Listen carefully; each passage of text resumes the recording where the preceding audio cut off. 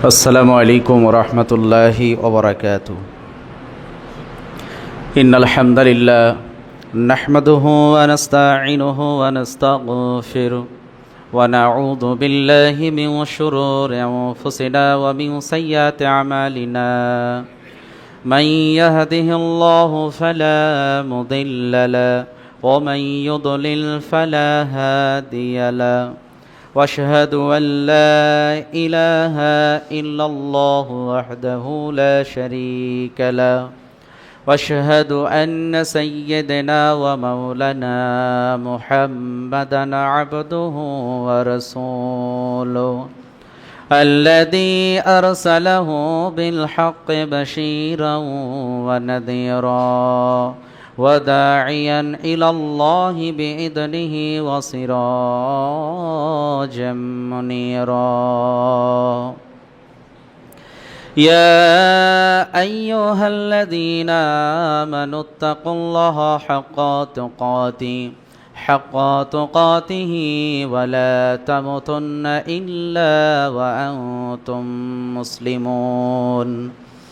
يا أيها الناس اتقوا ربكم الذي خلقكم من نفس واحدة وخلق منها زوجها وبث منهما رجالا كثيرا ونساء واتقوا الله الذي تساءلون به والأرحام إن الله كان عليكم رقيبا. يا أيها الذين آمنوا اتقوا الله وقولوا قولا سديدا يصلح لكم أعمالكم ويغفر لكم ذنوبكم ومن يطع الله ورسوله فقد فاز فوزا عظيما. يا أيها الذين آمنوا قوا أنفسكم وأهليكم نارا وقودها الناس والحجارة. وقال النبي صلى الله عليه وسلم في الحديث المبارك: وعن أبي هريرة رضي الله عنه قال: قال رسول الله صلى الله عليه وسلم: إذا مات الإنسان انقطع عنه عمله إلا من ثلاث: إلا من صدقة جارية أو علم ينتفع به أو ولد صالح يدعو له. রাহ মুসলিম। সর্বপ্রথম প্রশংসা সে আল্লাহ রব্বুল আলামিনের জন্যে, যে আল্লাহ পাক রব্বুল আলামিন আমাদেরকে প্রতি জুম্মার নেই আজকেও দুনিয়ার নানান কর্মকে উপেক্ষা করে আজকে এই জামে মসজিদে এসে বসে সালাত, জিকির এবং খুতবা শ্রবণ করা তৌফিক দিয়েছেন। সে আল্লাহ তাআলা শুকরিয়া কৃতজ্ঞতা আদায় করি। আল্লাহ রব্বুল আলামিনের শিখানো ভাষা দিয়ে সকলেই অন্তরস্থল থেকে উচ্চকণ্ঠে বলি আলহামদুলিল্লাহ। অতঃপর দরুদ ও সালাম বর্ষিত হোক প্রিয় নবী মুহাম্মদ রাসূলুল্লাহ সাল্লাল্লাহু আলাইহি ওয়াসাল্লামের উপর। আল্লাহুম্মা সাল্লি আলাইহি আল্লাহুম্মা বারিক আলাইহি। আমি মহাগ্রন্থল কোরআনুল করিম থেকে একটি আয়াত, তার সাথে সাথে রাসূল সাল্লাল্লাহু আলাইহি ওয়াসাল্লামের একখানা হাদিসও তেলাওয়াত করেছি। উক্ত তেলাওয়াতকৃত কোরআনের আয়াত, হাদিস আর আনুষঙ্গিক কিছু কোরআনের আয়াত হাদিস এনে কিছু বাস্তবতার কথা তুলে ধরে আজকে যে টপিক, যে বিষয় নিয়ে কথা বলবো সেটি হচ্ছে দায়িত্ব। সম্মানিত উপস্থিতি, একটি গুরুত্বপূর্ণ বর্তমান প্রেক্ষাপট নিয়ে বিষয়টিকে আলোচনা করব। আমাদের স্মরণ রাখা উচিত যে আল্লাহ রব্বুল আলামিনের বিধান মোতাবিক এবং আল্লাহ রব্বুল আলামিনের যে সৃষ্টির মাধ্যমে একজন নারী আর একজন পুরুষের ইসলাম শরিয়ার বিধান অনুযায়ী বিবাহ দাম্পত্য জীবন, এই বিবাহ দাম্পত্য জীবনে আল্লাহ রাব্বুল আলামিন তার যতগুলো নেয়ামত আছে তার মধ্যে অন্যতম নেয়ামত হচ্ছে সন্তান। যে আল্লাহ পাক রব্বুল আলামিনের দেওয়া আমানত এই হচ্ছে সন্তান।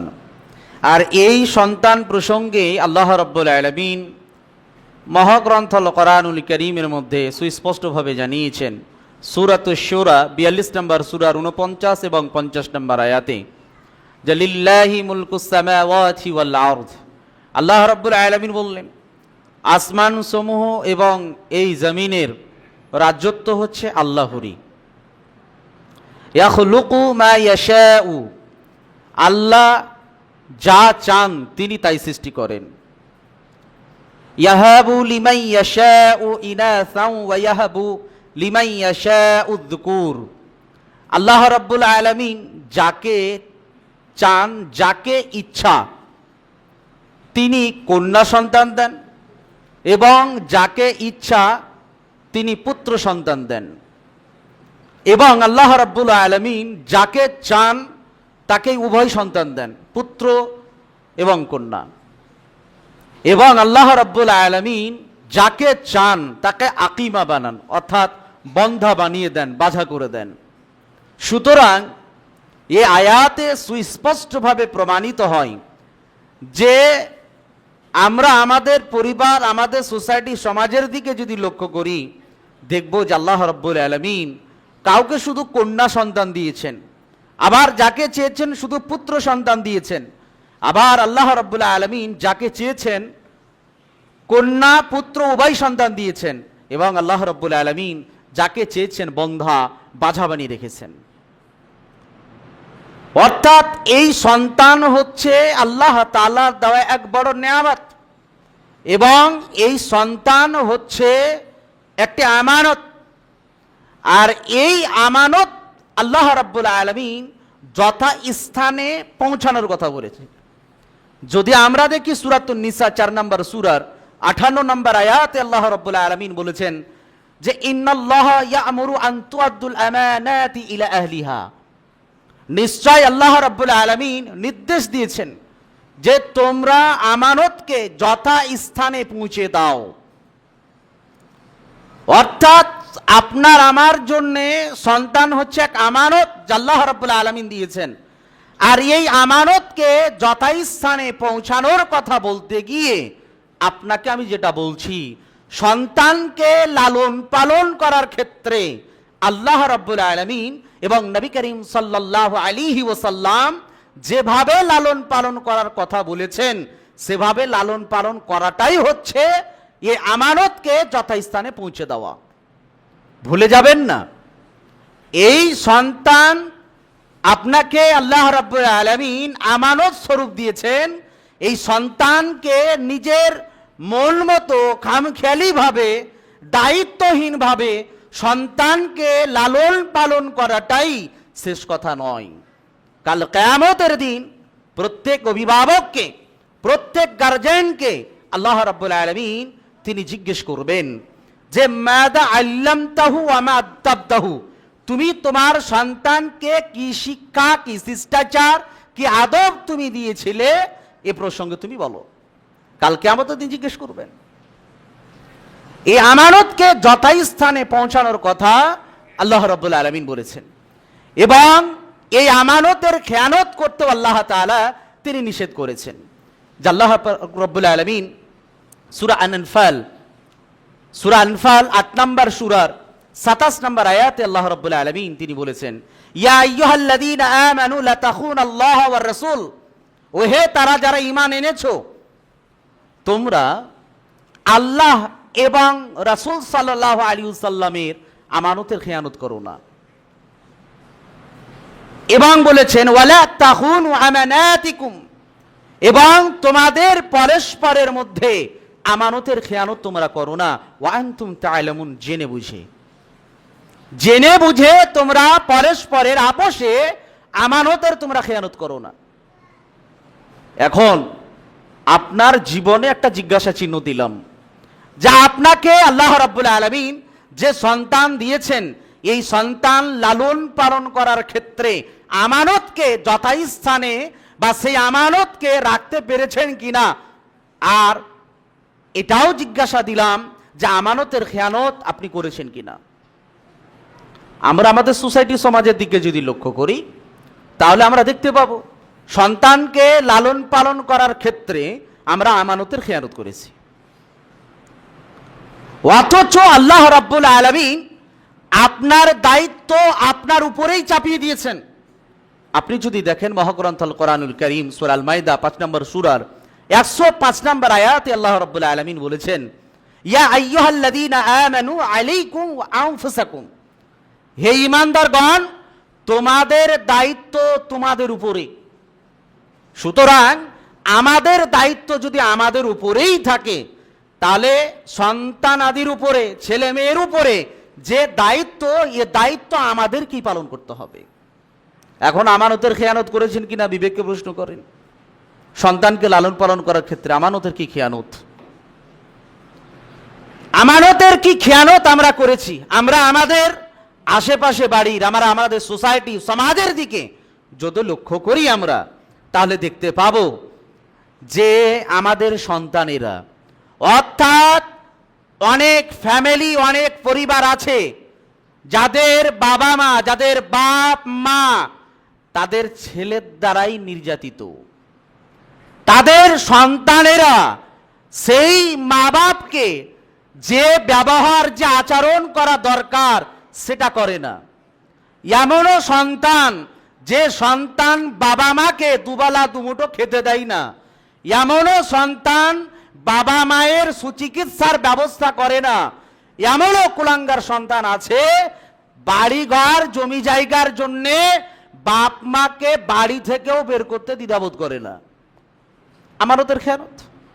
সন্তানকে লালন পালন করার ক্ষেত্রে আমানতের খেয়ানত করার কারণেই এই সমস্ত পিতা মাতারা তাদের সন্তানের দ্বারাই নির্যাতিত হচ্ছে, যা আমরা আমাদের সোসাইটি সমাজে দেখছি।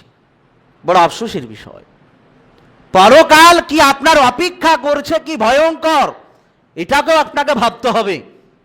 কেননা নবী করিম সাল্লাল্লাহু আলাইহি ওয়াসাল্লামের সে হাদিস আপনাকে আমি স্মরণ করাই।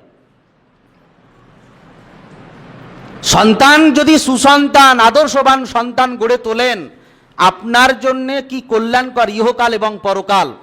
আর যদি সন্তান কুসন্তান হয়ে যায়, আদর্শহীন, চরিত্রহীন, আখলাকবান যদি না হয়, তাহলে এই সন্তান হাসরের ময়দানে কি ভয়ঙ্কর আপনার জন্য দাঁড়াবে, সে হাদিস আপনাকে আমি স্মরণ করাই। وعن أبي هريرة رضي الله عنه قال قال رسول صلى الله عليه وسلم, বিখ্যাত সাহাবী, সহিহ মুসলিমের হাদিস।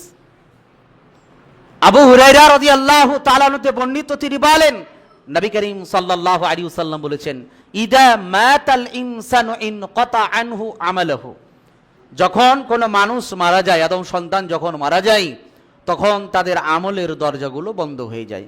ইল্লা মিন সালাস, তিনটি আমল ব্যতি রেখে। খুব গুরুত্ব দিয়ে শুনবেন। নবী সাল্লাল্লাহু আলাইহি ওয়াসাল্লাম বললেন, মানুষ যখন মারা যায়, মারা যাওয়ার সঙ্গে সঙ্গে তার সমস্ত আমলের দরজা বন্ধ হয়ে যায়, ইল্লা মিন সালাস, তবে তিনটি আমল ব্যতি রেখে।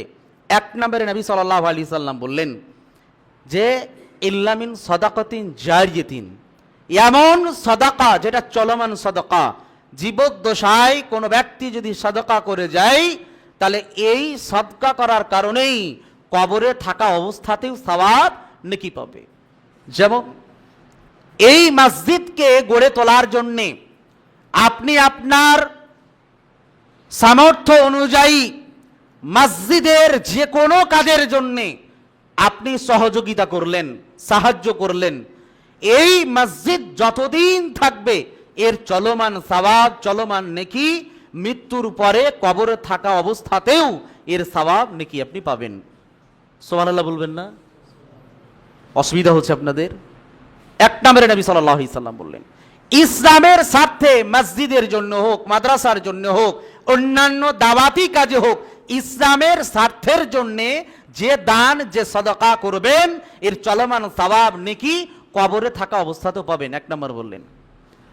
দুই নম্বরে নবী সাল্লাল্লাহু আলাইহি সাল্লাম বললেন, আও ইলমিন ইয়ানতাফাউ বিহি, এমন ইলম, এমন জ্ঞান, এমন বিদ্যা যেটা আপনি আপনার জীবদ্দশায় দিয়ে গেলেন, যেটা দিয়ে মানুষ উপকৃত হয়, এই ইলম দেওয়ার কারণেই কবরে থাকা অবস্থাতেও সওয়াব নাকি আপনি পাবেন। এক্সাম্পল, উদাহরণ, আপনি নিজে কোরআন পড়তে জানেন, অপর একজন ব্যক্তিকে কোরআন পড়া শিখালেন। আপনি রাসূলের একটি সুন্নাত জানেন, ওই সুন্নাতটা নিজেও পালন করলেন, অপর ব্যক্তিকে শিখালেন। এই যে আমল, যতদিন এই ধারা চলবে, একের পর এক এই দাওয়াত, এই সুন্নাহ, এই ইলম, এই জ্ঞান যত জনকে দিতে থাকবে, কবরে থাকা অবস্থাতেই ততদিন সওয়াব প্লাস প্লাস হতে হতে কিয়ামত পর্যন্ত সেই সওয়াবের অধিকারী আপনি হবেন।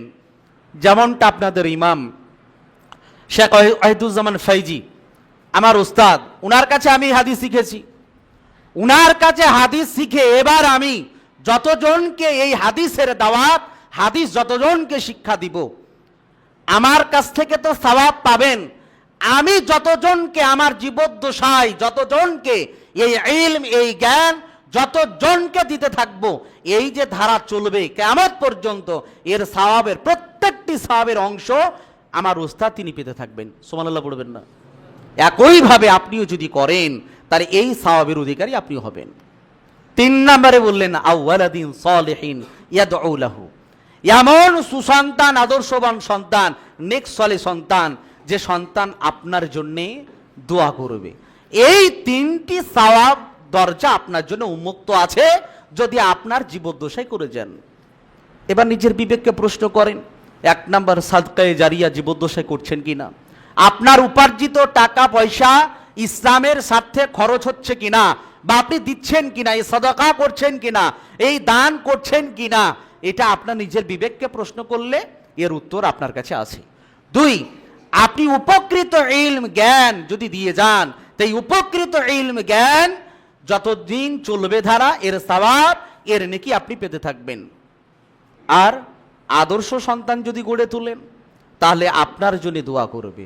এই জায়গায় আমরা কিন্তু ফেঁসে গেলাম। মানে আপনি সাদকা করেছেন কিনা আমি বাদ দিলাম, আপনি উপকৃত বিদ্যা ছড়িয়েছেন কিনা এটাও বাদ দিলাম, কিন্তু 3 নাম্বার আপনার জন্য বিপদ। আপনার সন্তান যদি নেক সালেহ হয়, আপনার জন্য দোয়া করবে, সন্তান ভালো কর্ম যা কিছু করবে, এর প্রত্যেকটি সওয়াবের অংশ আপনি পিতা হিসেবে পেতে থাকবেন। কিন্তু এর অপোজিট, উল্টোটা যদি হয়, আপনার সন্তান কুসন্তান হয়ে গেল, আদর্শহীন সন্তান, যে সন্তান নামাজ পড়ে না, শরীয়তের কোনো ধার ধারে না, এমন সন্তান যদি আপনি পৃথিবীতে ছেড়ে কবরে চলে যান, ভাবছেন যে আপনি কবরে গিয়ে পরিত্রাণ পেয়ে যাবেন? জি না। আপনার সন্তান জীবদ্দশায় যত ধরনের পাপ করবে, গুনাহ করবে, যা কিছু অপকর্ম করবে, এর প্রত্যেকটি অংশ পাপের ভাগ আপনি পিতা কবরে পেতে থাকবেন। নাউজুবিল্লাহ পড়বেন না? ভেবেছেন কখনো? বড় আফসোসের বিষয়, আদর্শ সন্তান তৈরি না করার ফল, না পৃথিবীতে কল্যাণ না পরকালে কল্যাণ। আদর্শহীন সন্তান গড়ে তুললে আপনার পরিবার, আপনার সোসাইটি, সমাজ, আপনার এলাকা কত যে ক্ষতির সম্মুখীন হচ্ছে, আপনাকে দৃষ্টান্ত দিই, তাহলে আপনি বুঝতে পারবেন। আপনি পিতা, আপনাকে আপনার সন্তান না সৎ আপনার সঙ্গে ব্যবহার করে, এটা শুধু আপনার ক্ষতি নয়, আপনার সন্তান জাতির জন্যে, এলাকার জন্যে কতটা ভয়ঙ্কর ডেঞ্জার আপনি দেখেন। আদর্শ সন্তান গড়ে তুলিনি বলেই আদর্শ একটা শিক্ষক হয়ে উঠেনি, আদর্শ সন্তান আপনি গড়ে তুলেননি বলে আদর্শ ডাক্তার গড়ে উঠেনি, আপনি আদর্শ সন্তান তৈরি করেননি বলে আদর্শ এমএলএ হয়নি, আপনার সন্তান আদর্শ গড়ে তুলেননি বলে আদর্শবান আপনার এমপি হয়নি, আপনার আদর্শ সন্তান গড়ে না তোলার কারণেই না আদর্শবান মুখ্যমন্ত্রী, না আদর্শবান আপনার প্রধানমন্ত্রী, কিছুই নাই। কি ক্ষতি আপনি দেখেন আপনার এলাকায়, আপনার এলাকাতে বা আমার এলাকাতেই ধরি, আমি জঙ্গিপুরেও ধরলাম, আমাদের মুসলিম বিধায়ক, নামে মুসলিম, যাদের নামের শেষে ইসলাম আছে, নামের শেষে হোসেন আছে, নামের শেষে রহমান আছে, নামের শেষে আরো কিছু টাইটেল আছে, যারা মুসলমান। এই সন্তানগুলো আদর্শ সন্তান না হওয়ার কারণে কত বড় ক্ষতি। যাদেরকে আমরা পার্লামেন্টে পাঠালাম, ওই পার্লামেন্টে বসে বসে যখন আমাদের ইসলাম নিয়ে, কোরআন নিয়ে, ইসলামের বিধিবিধানকে নিয়ে যখন আঙুল তুলে বড় বড় কথা বলে, তখন আমাদের বিধায়ক যারা এলাকা থেকে পাশ করে যাদেরকে পাঠিয়েছি পার্লামেন্টে, ওই সমস্ত বিধায়কদেরকে দেখেন তো, যখন এক বিধায়ক উঠে ওই পার্লামেন্টের মতো জায়গায় বা সাংবাদিকের সামনে দাঁড়িয়ে ক্যামেরার সামনে বলল মাদ্রাসা হচ্ছে জঙ্গি তৈরি করার কারখানা, বলেছে কি বলেনি? জঙ্গি তৈরি করার কারখানা, যেখানে আতঙ্কবাদী তৈরি করা হয়। পার্লামেন্টের মতো জায়গায় যখন এই বাক্য ব্যবহার করা হয়, আপনার আমার এলাকা থেকে পাশ করা বিধায়ক যাদেরকে বলেছিলাম এরা খুবই ভালো, এরা আমাদের জন্য ভাবে, এলাকার জন্য ভাবে, ওই সমস্ত নেতাগুলোকে পার্লামেন্টে দেখলাম যখন এই বাক্য ব্যবহার করা হয়, তখন এরা পার্লামেন্টে বসে বসে সব জিকির করে। কি করে? জিকির করে, মুখ দিয়ে কোনো কথা বের হয় না। পার্লামেন্টের মতো জায়গায় তিনজন আলেম, যারা মাদ্রাসার পড়ুয়া আলেম, ওই তিনজন শুধু দেখলাম পার্লামেন্টের মতো জায়গায় দাঁড়িয়ে এর ঘোর বিরোধিতা করলো। তারা কে? মৌলভী মাওলানা। দেখলাম মালদা জেলার মথুয়াবাড়ির বিধায়ক হাফেজ কারি নজরুল ইসলাম, উনি একজন আলেম, হাফিজ কারি, আমাদের মতো একজন আলেম। ওই আলেম পার্লামেন্টের মতো জায়গায় দাঁড়িয়ে এর মাদ্রাসা কি, মাদ্রাসায় কি শিক্ষা দেওয়া হয়, এই কথা পার্লামেন্টের মতো জায়গায় দাঁড়িয়ে কথা যখন বলল, এটা আমরা শুনলাম, দেখিনি আমরা। আবার দেখলাম ওই পার্লামেন্টে 24 পরগনার হাড়ুয়ার বিধায়ক মুফতি আব্দুল কাইয়ুম সাহেবকে, উনিও একজন আলেম, অনেক মাদ্রাসার প্রতিষ্ঠাতা, উনিও দাঁড়িয়ে মাদ্রাসার শিক্ষা সম্পর্কে সিনাটাকে টান টান করে, গলাকে উঁচু করে নির্ভীকভাবে এর প্রতিবাদ উনি পার্লামেন্টে দাঁড়িয়ে করলেন না? উনিও একজন আলেম। আবার দেখলাম ভাঙড়ের বিধায়ক নওশাদ সিদ্দিকীকে, তাকেও পর্যন্ত দেখলাম মাদ্রাসা নিয়ে, ইসলাম নিয়ে যখন কোনো বিরোধী কথা বলে, তিনি পার্লামেন্টের মতো জায়গায় দাঁড়িয়ে কঠোরভাবে তিনি বিরোধিতা করেন। দেখলাম না? দেখলাম। আবারও দেখলাম আপনার মুর্শিদাবাদ জেলার লালগোলা থানার বিধায়ক ডাক্তার আব্দুল আজিজকে। উনি কে চিনেন? মুর্শিদাবাদ জেলার সবচাইতে বড় আলেম যত আছে তার মধ্যে উনার একজন পিতা, ওনার নাম কি? ইসহাক মাদানী, যোগ্য একজন আলেম, যিনি আমাদের আহলে হাদিসের ভিতরে তিনি একজন বড় মাপের একজন আলেম। মাদিনা ইউনিভার্সিটিতে যে ফতোয়া বোর্ড, তার একজন সদস্য, উনি আমাদের ইউপি বানারস মাদ্রাসার তিনি একজন সদস্য। এমন একজন বড় মাপের আলেম, সেই বড় মাপের আলেমের সন্তান ডাক্তার আব্দুল আজিজ, তাকেও দেখলাম। আদর্শবান সন্তান, আপনাকে এক্সাম্পল দিচ্ছি এগুলো। এই আদর্শবান সন্তান তিনি নতুন নতুন পার্লামেন্টে গিয়েই উনি উনার এলাকার সমস্যার কথা পয়েন্ট টু পয়েন্ট, 8 মিনিট 6 সেকেন্ডের বক্তব্য পার্লামেন্টে, পয়েন্ট টু পয়েন্ট এলাকার সমস্ত সমস্যার কথা তিনি তুলে ধরলেন, যাতে উনার এলাকার মানুষের সমস্যার সমাধান হয়। আপনি বলছেন এই কথা আমি বলছি কেন? এ কথা আপনাকে বলছি এই কারণেই, সন্তান আদর্শ যদি হয়, এ সন্তান যদি সুসন্তান হয়, সমস্ত জায়গায় নির্ভীকভাবে নিজের কোনো কিছু তাকিয়ে দেখবে না, নিজের কি হবে এটা দেখবে না, দেখবে জাতির কি হয়, জনগণের কি হয়, এলাকার কি হয়, আমানতের খেয়ানত যেন আমার দ্বারাই না হয়। এ চিন্তা চেতনা মন মানসিকতা নিয়ে তারা জীবন যাপন করে আগে বেড়ে যায়। এ দৃষ্টান্ত আমরা দেখি। কিন্তু আপনার এলাকার বিধায়ক কে আছে আপনি জানেন? বিগত দিনে দেখলাম .com-এর সরকার, যারা চলে গেল, যাদের কবর অস্তিত্ব চলে গেল, যারা ওই অস্তিত্বের কথা বলে এদেরকে ডিম থেরাপি দেয়, আমানতের খিয়ানত জাতিকে কত ধ্বংস করেছে। এই সমস্ত রাজনৈতিক দলের নেতারা, যারা আমার এলাকার যারা মেম্বার, যারা প্রধান, যারা হয়েছে আপনার চেয়ারম্যান, যারা হয়েছে এমএলএ, যারা হয়েছে এমপি, এই সমস্ত কুলাঙ্গাদের কারণে মুসলমান জাতিকে যেমন নদীতে মধ্য জায়গায় যেমন মাঝি যেমন নৌকাকে ছেড়ে দিলে ওই সমস্ত নৌকার যাত্রীরা ভাসমান থাকে, এদের কোনো অস্তিত্ব থাকে না, যেদিকে ঢেউ যায় সেদিকে তারা চলে যায়, এরা নিজের পাওয়ার ক্ষমতা লাগাতে পারে না। বর্তমান অবস্থাতে মুসলমান জাতিকে ভাসমান অবস্থায় রেখে দিয়েছে।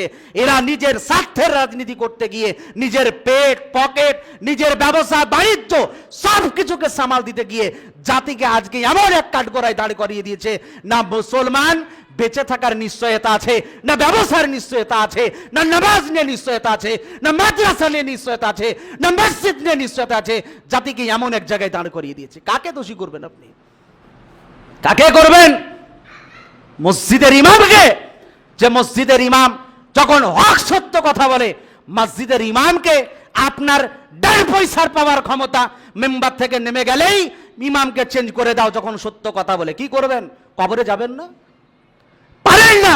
ওই সমস্ত কুলাঙ্গার নেতাকে যারা আপনার জাতির ক্ষতি করেছে, এরা বড় বড় লেকচার দিয়েছিল ভোটের পূর্বে, তোমাদের জন্য এটা করব ওটা করব, সমস্ত আমানতের দায়িত্ব নিয়ে প্রত্যেকটা আমানতের খেয়ানত জাতিকে এমন কাঠগড়ায় দাঁড় করিয়ে দিয়েছে।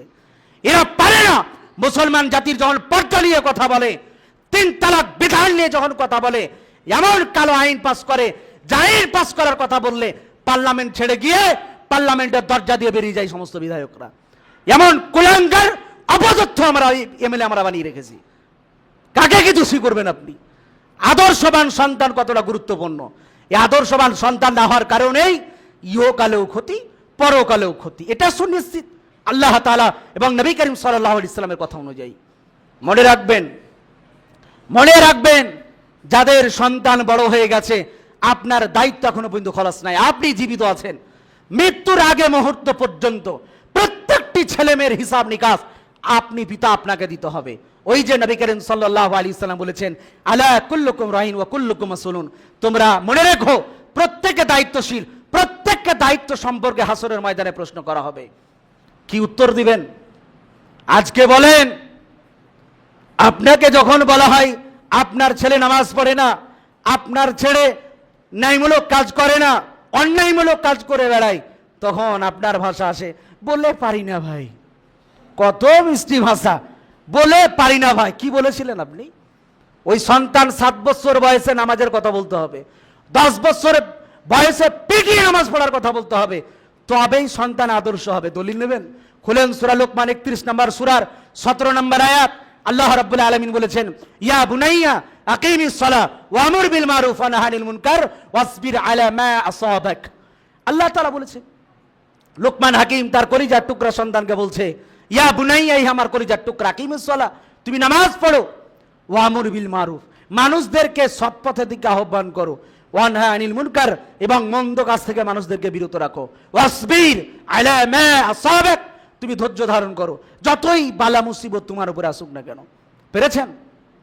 বলেছেন ছেলেটাকে যে নামাজ পড়, মানুষকে বলতে বলেছেন আপনার ছেলেটাকে যে মানুষদেরকে ন্যায়মূলক সৎকর্মের কথা দিকে আহ্বান করবি, তোর বন্ধু বান্ধবকে বলবি যেন নামাজ পড়ে, তুই যেখানেই থাকবি, যেখানে অন্যায়মূলক কাজ হবে এর বিরোধিতা করবি, মানুষদেরকে বুঝিয়ে বলবি এটা অন্যায়, এটা নেই, এটা সৎ, ওটা অসৎ, এটা হালাল, ওটা হারাম, এটা জায়েজ, ওটা নাজায়েজ, এটা বৈধ, ওটা অবৈধ।